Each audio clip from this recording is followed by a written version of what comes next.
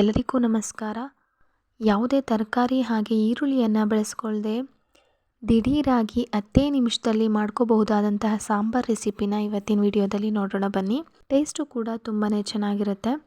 ಒಂದು ಕುಕ್ಕರ್ ತೊಗೊಂಡು 1 ಕಪ್ ಆಗುವಷ್ಟು ಬೇಳೆನ ಹಾಕ್ಕೊಂಡು 2-3 ಸರಿ ಚೆನ್ನಾಗಿ ವಾಶ್ ಮಾಡಿಕೊಂಡು ಒಂದು ಮೀಡಿಯಮ್ ಗಾತ್ರದ ಟೊಮೊಟೊ ಹಣ್ಣನ್ನು ಸಣ್ಣದಾಗಿ ಹೆಚ್ಚಿಟ್ಕೊಂಡು ಬೇಳೆ ಜೊತೆಗೆ ಸೇರಿಸ್ಕೊಳ್ಳಿ. ಹಾಗೆ 3 ಹಸಿಮೆಣಸಿನ್ಕಾಯಿ, 1 ಸ್ಪೂನ್ ಎಣ್ಣೆಯನ್ನು ಸೇರಿಸ್ಕೊಳ್ಳಿ. ಎಣ್ಣೆ ಸೇರಿಸ್ಕೊಳ್ಳೋದ್ರಿಂದ ಬೇಳೆ ಉಕ್ಕುವಾಗ ಮೇಲೆ ನೀರು ಬರಲ್ಲ. ಹಾಗೆ 1/4 ಟೀ ಸ್ಪೂನ್ ಆಗುವಷ್ಟು ಅರಿಶಿನ, ಹಾಗೆ ಅರ್ಧ ಟೀ ಸ್ಪೂನ್ ಆಗುವಷ್ಟು ಖಾರದ ಪುಡಿ, ಜೊತೆಗೆ 1 ಸ್ಪೂನ್ ಆಗುವಷ್ಟು ಸಾಂಬಾರು ಪುಡಿನ ಸೇರಿಸ್ಕೊಂಡು ಬೇಳೆ ಮುಳುಗುವಷ್ಟು ನೀರನ್ನು ಆ್ಯಡ್ ಮಾಡಿಕೊಂಡು 3 ವಿಷಲ್ ಬರ್ಸ್ಕೋಬೇಕಾಗುತ್ತೆ. ಇಲ್ಲಿ ಸಾಂಬಾರು ಮಾಡಬೇಕಾದ್ರೆ ನಾವು ನೀರನ್ನು ಹಾಕೋಬೋದು, ಹೆಚ್ಚಿಸ್ಕೋಬೋದು.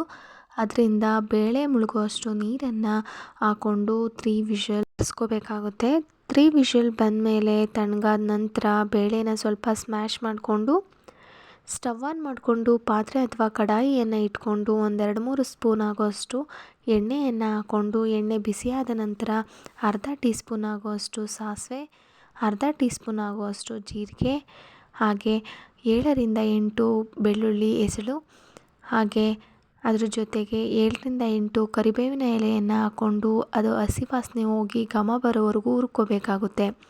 ನೆಕ್ಸ್ಟು ಸ್ಮ್ಯಾಶ್ ಮಾಡಿ ಇಟ್ಕೊಂಡಿದ್ದಂತಹ ಬೇಳೆ ಮತ್ತು ಟೊಮೊಟೊ ರಸವನ್ನು ಹಾಕ್ಕೊಂಡು ನಿಮಗೆ ಬೇಕಾದ ಕನ್ಸಿಸ್ಟೆನ್ಸಿಗೆ ಸೇರಿಸ್ಕೊಳ್ಳೋಣ. ಹಾಗೆ ಮುದ್ದೆ ಹಾಗೆ ಚಪಾತಿ, ರೊಟ್ಟಿ ಇದಕ್ಕಾದರೆ ಸ್ವಲ್ಪ ಗಟ್ಟಿಗೆ ಮಾಡ್ಕೋಬೇಕು. ಹಾಗೆ ಅನ್ನಕ್ಕಾದರೆ ಸ್ವಲ್ಪ ತೆಳುವಾಗಿರಲಿ. ನಾನಿಲ್ಲಿ ಅನ್ನಕ್ಕೆ ಮಾಡ್ಕೊಂಡಿದ್ದೀನಿ. ಹಾಗೆ 1/4 ಕಪ್ ಆಗುವಷ್ಟು ಹುಣಸೆ ರಸ, ಹಾಗೆ ರುಚಿಗೆ ತಕ್ಕಷ್ಟು ಉಪ್ಪನ್ನು ಹಾಕ್ಕೊಂಡು 5-6 ನಿಮಿಷ ಕುದಿಸ್ಕೊಂಡ್ರೆ ಸೂಪರ್ ಟೇಸ್ಟಿಯಾದಂತಹ ಬೇಳೆ ಹಾಗೂ ಟೊಮೊಟೊ ಸಾಂಬಾರು ರೆಡಿಯಾಗುತ್ತೆ. ಇದಂತೂ ಕೂಡ ದಿಢೀರಾಗಿ ಮಾಡ್ಕೋಬೋದು, ಏನು ತರಕಾರಿ ಇಲ್ದಲೇ ಇದ್ರೂ ಕೂಡ. ಹಾಗೆ ನನ್ನ ಚಾನಲ್ನ ಯಾರು ಸಬ್ಸ್ಕ್ರೈಬ್ ಮಾಡ್ಕೊಳ್ದೆ ನೋಡ್ತಿರ್ತೀರಾ, ಪ್ಲೀಸ್ ನನ್ನ ಚಾನಲ್ನ ಸಬ್ಸ್ಕ್ರೈಬ್ ಮಾಡ್ಕೊಳ್ಳಿ. ಹಾಗೆ ವಿಡಿಯೋ ಇಷ್ಟ ಆದರೆ ಲೈಕ್ ಮಾಡಿ, ಹಾಗೆ ಕಮೆಂಟ್ ಮಾಡಿ, ಶೇರ್ ಮಾಡಿ.